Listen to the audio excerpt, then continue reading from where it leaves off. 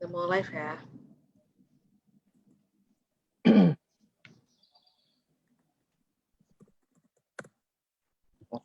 Hey, so hello everybody. It's really great to be here together. And it's Friday, and we are on 12th of February. Very soon in some parts of the world is a celebration of the Valentine's Day. As part of this campaign that we started to do related to Valentine's Day as Stop TB Partnership, we are trying to show that actually we can think of tuberculosis. When we think of tuberculosis, we don't need to see just people that are very sad and crying and very unwell, which is a reality. But actually, because TB is a reality and with our life, it's very important to see how TB affects our lives in different ways. And that's why for Valentine's Day, we are trying to have brief conversations with couples from all around the world that either experienced TB all the time together, either they met because of tuberculosis and became a couple, either they, due to their love, as we heard from a couple from Tajikistan a few days ago, due to their love, they conquered everything.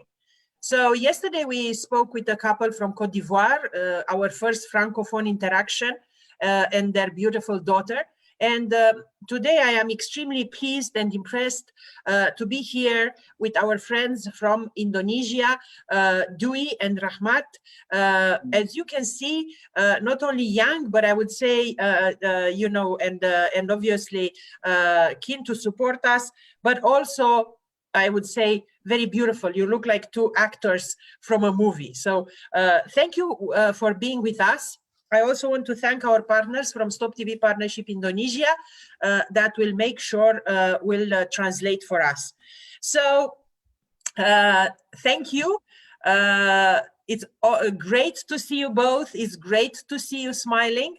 I know you have an amazing story to tell us. So maybe Thea, if you ask them to tell us, either the lady starts first or the husband, you know, how did they meet, but also what is their story with tuberculosis? Oke. So Mas Rahmat sama Mbak Dewi, mungkin boleh cerita dulu gimana caranya kalian bertemu ketika mengalami TBC. Iya. Silakan Mbak. Ya, sebenarnya kita ketemu itu sesudah sembuh dari TBC. Setelah sembuh kita baru ketemu gitu. Ketika kita masih sama-sama pengobatan, karena memang Dewi berdomisili di Jawa Barat dan Mas Rahmat di Jakarta, jadi kita kita beda rumah sakit gitu. Justru kita dipertemukan setelah kita sembuh, setelah kita bergabung di organisasi pasien. Singkat cerita, kami dipertemukan di salah satu pertemuan. Sebenarnya pertemuan lintas sektor karena kita karena kita juga sama-sama berada di organisasi yang berbeda. Kita ada di pertemuan, dari situ mulai saling saling support antara oh ini mau kegiatan apa, kita saling berbagi. Ya ceritanya sampai di situ dulu kali ya Mbak. Okay. So Luchika, they met actually after both of them are cured from tuberculosis. So Dewi and Rahmat are a part of TB patient and TB survivor organizations. So Dewi was treated in West Java and Rahmat in Jakarta. And then they met through an organizational meetings of TB Survivors Network. So, and they met, they both are still continuing their fight against TB, and they're supporting each other and in the organizational activities, and so continuing to fight against TB.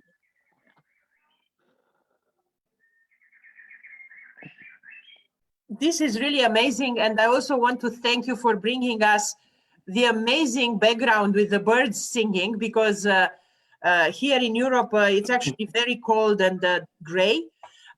So I understand that they both basically met because in a way their desire to help people to fight tuberculosis, right? They met after they were cured as part of the activities that they were doing to support other people. Is that right?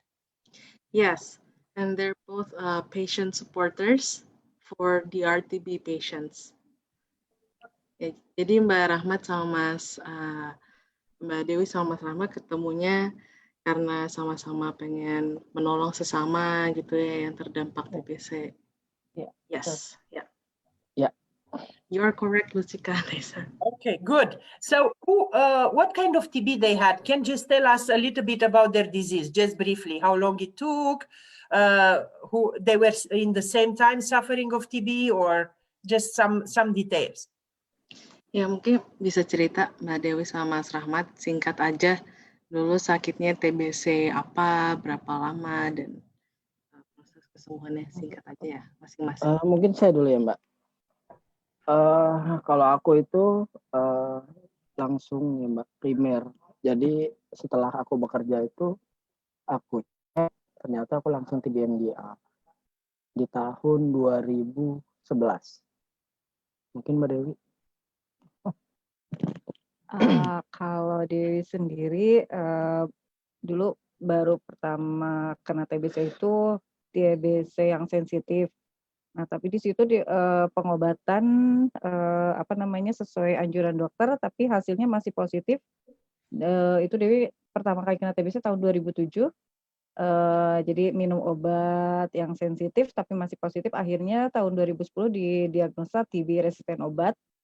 Tapi pada saat itu di Jawa Barat memang belum ada obat TB-RO. Akhirnya saya harus menunggu selama 2 tahun. Karena saya baru diobatin TB-RO-nya itu adalah 2012, karena waktu itu baru ada pengobatan TB-RO di Jawa Barat, yaitu tahun 2012. Sebenarnya di tahun 2010 saya dirujuk ke Jakarta gitu untuk pengobatan TB resisten obat, tapi karena banyak pertimbangan dan juga memang tidak ada saudara, jadi saya mengurungkan niat untuk ke Jakarta. Jadi saya menunggu pengobatan yang ada di Jawa Barat. Tuh. Okay, terima kasih. So Lucika, Rahmat was diagnosed with MDR-TB straight away when the first time he had the symptoms in Jakarta.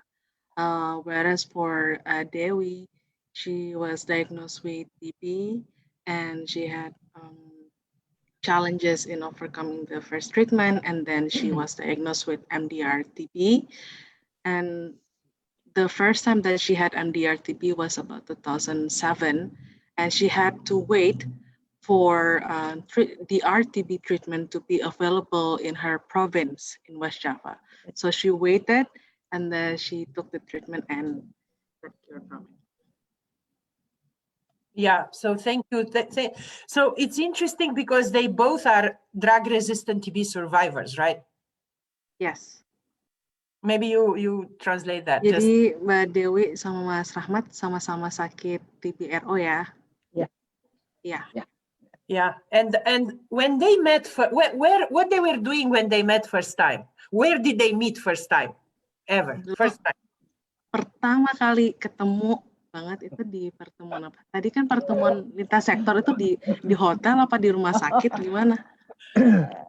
Ya, pertemuannya sebenarnya di lintas sektor itu di Dinas Kesehatan Bogor dan berlanjut di acara Pernasnya Pop TB yang baru mulai banget Pop TB didelegasikan ya, mau kita jadi Pop TB. Di situ berlanjut, kemudian singkat cerita berlanjut terus sampai kita ada di satu kegiatan yang sama dan akhirnya ya udah timbul. Okay. Jadi, so Lucika, they met for the very first time was in a Bogor district health office for an activity, and then they met began in the first meeting for the establishment of Indonesian TB patient survivors network.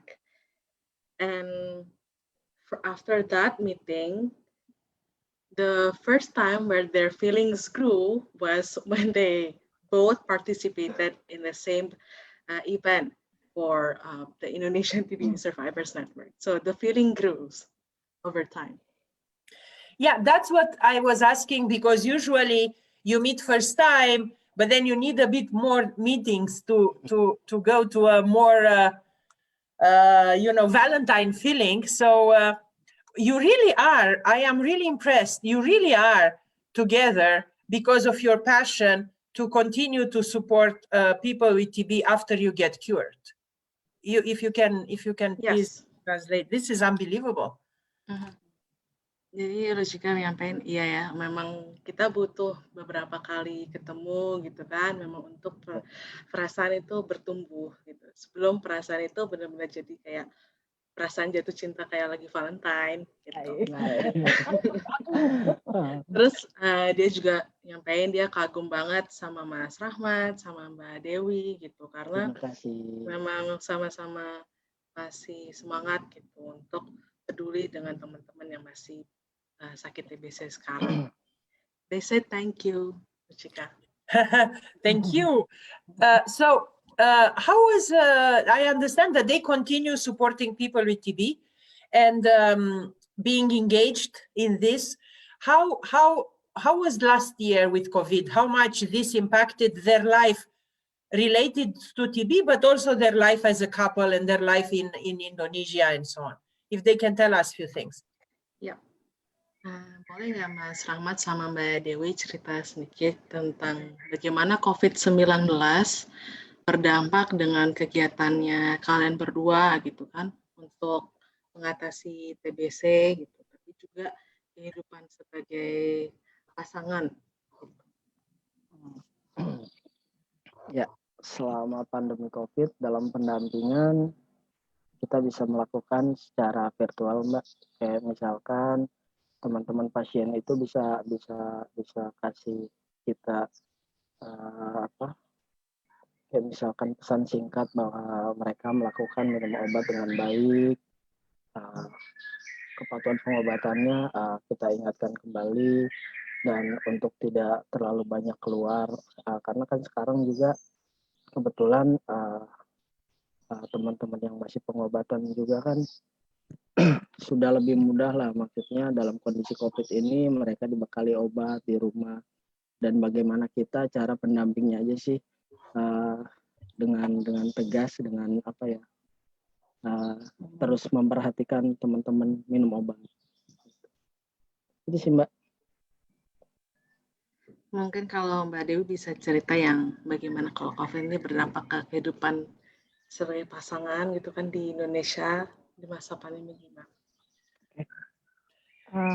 Kalau yang berdampak kepada pasangan, kemungkinan yang ini Mbak kan kepala rumah tangga yang memang harus bekerja karena memang COVID ini ada yang perusahaannya jadi bangkrut, jadi akhirnya kehilangan pekerjaan gitu. Itu sangat-sangat berdampak gitu bagi pasangan yang memang terdampak yang COVID gitu. Adapun yang memang masih bekerja gitu dengan WFH, akan tetapi untuk penghasilannya mungkin jadi berkurang. Terus juga kalau ada pasangan yang memang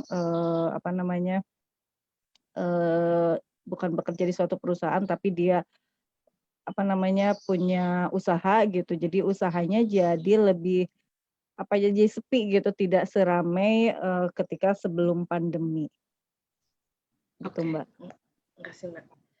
So Ruchika, in terms of their work in TB, because they are both working in organizations in which TB survivors are empowered to be TB patient supporters, they felt that it's good that right now in Indonesia, TB patients are able to receive multi-month dispensing of TB drugs. and treatment assistance continues virtually, whether through like WhatsApps or chats, to see if the patients they're supporting are indeed taking their treatments. And they still talk regularly with the patients they're supporting. And in terms of living as a couple, Dewi was explaining in journal in Indonesia, um, the lives of couples are very much impacted by COVID-19 because it affects their livelihoods. Because some in Indonesia, husbands are usually perceived as the breadwinner. So some couples they know have lost jobs, the husbands lost jobs, or if the couple have businesses together, even like small businesses, it's more quiet these days. So it really affects their livelihoods. Yeah, I expect so. So going towards the end of this interaction, first of all, I am really happy we have a chance to speak, and I am so grateful for their positive attitude. I'm very grateful for their story, but I'm grateful for the fact that they both continue to remain engaged in patients groups, in TB survivor groups, to support the others. So maybe you translate this, then I will say something else. Okay. Jika menyampaikan dia sangat bersyukur gitu kan, kayak kalian meluangkan waktu untuk ngobrol sama dia malam ini. Terus juga bersyukur banget Mbak Dewi sama Mas Rahmat juga tetap peduli untuk terlibat di kelompok organisasi pasien dan penyintas TBC di Indonesia gitu. Dan senang banget mendengar kalau tadi sikap kalian di situasi seperti ini tuh masih tetap positif. We in Stop TB, we will always support in any ways we can yourself, all our partners in Indonesia. And I'm saying this for many reasons, but also we know Indonesia has a high burden of TB, and it needs a lot of support indeed to be able to become tuberculosis free. Yeah. Di Stop TB Partnership secara global itu sangat mensupport kerja-kerja untuk menanggulangi TBC di Indonesia, termasuk juga kerja-kerja dari komunitas di mana Mbak Dewi dan Mas Rahmat bergiat. Gitu. Dan Indonesia kan negara dengan beban TBC yang sangat tinggi ya di dunia. Gitu. Jadi masih banyak pekerjaan dan dukungan yang bisa diberikan. Yes, and because unfortunately in the entire world, we are all so impacted by COVID, but in low-income countries, low-middle-income countries, tuberculosis remains the biggest infectious disease killer. We had last year around 1.5 million people that died of TB. And if you look at this figure, it impacts a lot the countries that are in biggest need because of the needs, financial needs or health system needs and so on. So unfortunately, TB remains the biggest infectious disease killer, but we are forgetting about that. We are forgetting not just about TB, but other diseases as well. Of course, we have to address and fight COVID, but not on the expenses of the other diseases. So I'm really aware very much of what Indonesia was doing to try to address this. And you confirmed that there were some measures put in place, but we know very well that there was a drop probably globally at around 25% in the number of people diagnosed in 2020 versus 2019. Maybe if you can translate that. Yeah. Luzika menyampaikan di dunia, dunia sangat memperhatikan COVID-19 gitu kan. Dan di saat pandemi ini terjadi, sebetulnya TBC itu masih menjadi salah satu penyakit menular yang paling membunuh. Gitu. Di tahun lalu 1,5 juta orang meninggal karena tuberkulosis gitu. Dan juga negara-negara dengan yang masih membutuhkan penguatan sistem kesehatan gitu adalah negara-negara yang paling terdampak sebetulnya karena tuberkulosis ini. Tadi Mas Rahmat sama Mbak Dewi udah menceritakan sebenarnya ada upaya-upaya positif yang sudah dilakukan, tapi di tingkat global secara umum pasti tetap ada penurunan gitu dalam capaian-capaian kita menanggulangi tuberkulosis.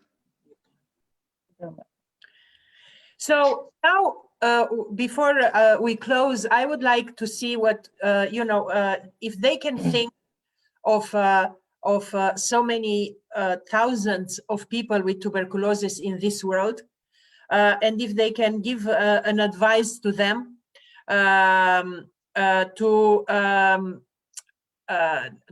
people, but also if there are other couples with tuberculosis, if you can give your own advice to people young like you, fighting TB, sometimes with very little hope, very often scared and stigmatized, and if they can give their advice, maybe first Dewey and then Rahmat, as the closure of this cute chat we had today. Sure.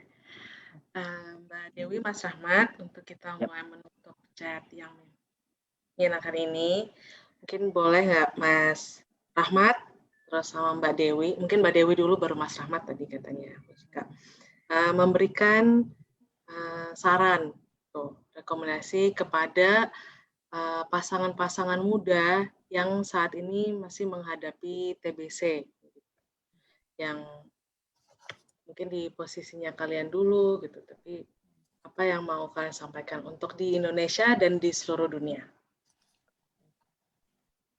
Mbak Dewi, ya. Buat teman-teman yang memang masih berjuang di pengobatan TBC, terus yang memang yang masih muda, yang memang sedang berpasangan, ataupun yang memang belum punya pasangan karena memang terhambat atau karena memang sedang sakit, jangan putus asa, fokus dulu aja untuk pengobatan.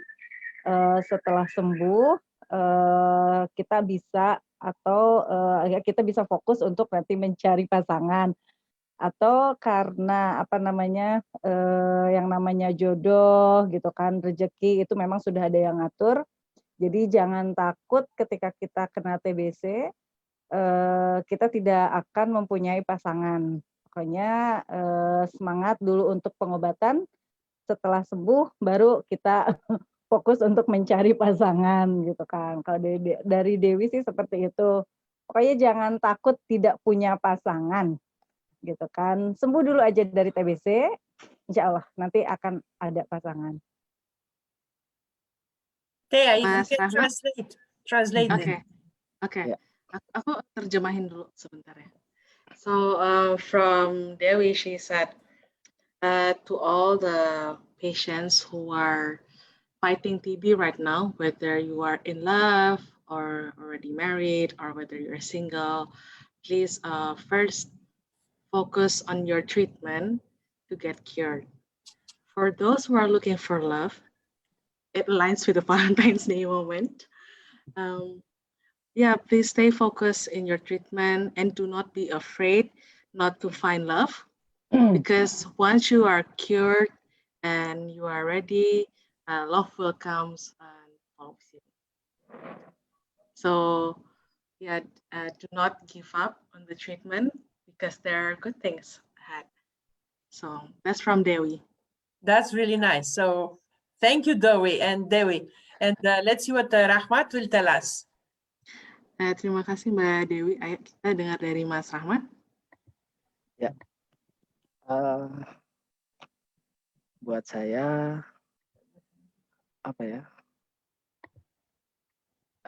pernah dekat dengan tuberkulosis menjadi pelajaran penting bagaimana itu menjadi kita bisa berbagi juga. Makanya buat untuk yang teman-teman yang masih berobat, tetap semangat, terus berjuang lah. Maksudnya jangan putus asa. Sama sih sebenarnya sama Mbak Dewi. Jangan takut, jangan sudah banyak yang membuktikan, maksudnya teman-teman banyak yang sembuh. Maksudnya waktu saya kenal berobat juga ada pikiran putus asa, namun itu bisa dilewati karena berpikir positif, karena melakukan hal yang baik. Karena mulai dari kita ya, mulai dari saya.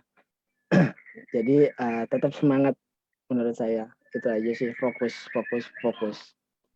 Okay.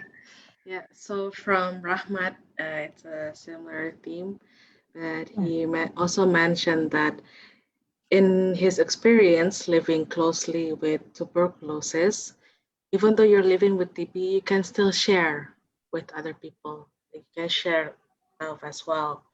So, and do not give up, keep fighting, because there's already many examples of people who have survived through TB, even BRTB. So she just said, like, keep on fighting. Yeah. That's really great. So I don't know how many people were looking at us, but that's not important. I am really honored that I had the chance to speak with you, Dewi and Rahmat. I am impressed by your story in which your desire to help people with TB made in a way you meet. I am impressed that even though cured from drug-resistant TB, both of you continue to support other people. You are a very good representation of the young generation that cares for the others. And that's why I'm really grateful for your work and your support. So maybe you translate this, Thea, please. Ya, Bu Cika menyampaikan bahwa sangat berterima kasih atas kesempatan bersama kalian malam ini gitu. Terus juga Mas Rahmat dan Mbak Dewi ini adalah contoh yang sangat baik gitu, bahwa generasi muda gitu tetap peduli terhadap tuberkulosis gitu. Ada tambahan sedikit boleh, Mbak? Ya, boleh. Ya, jadikanlah kami contoh yang baik, dan kami pun setelah pengobatan itu bisa diterima di masyarakat. Harapan ya teman-teman yang masih dalam pengobatan bisa mengikuti kami gitu, yang baiknya, Mbak. Itu sih. Okay. Terima kasih. Yeah, so Rahmat said, thank you. We're seen as a good example, and he hopes that other patients or couples with TB who are watching this show, they can follow the good part of it, right? To continue treatment and never give up. He said, focus. Yeah, good. Focus and never give up. And thank you so much to Dewi and Rahmat. And God bless you and all the best. Thank you. Terima kasih. Tuhan berkati selalu. Thank you. Thank you. Bye-bye, Dewi. Bye-bye, Rahmat. Bye.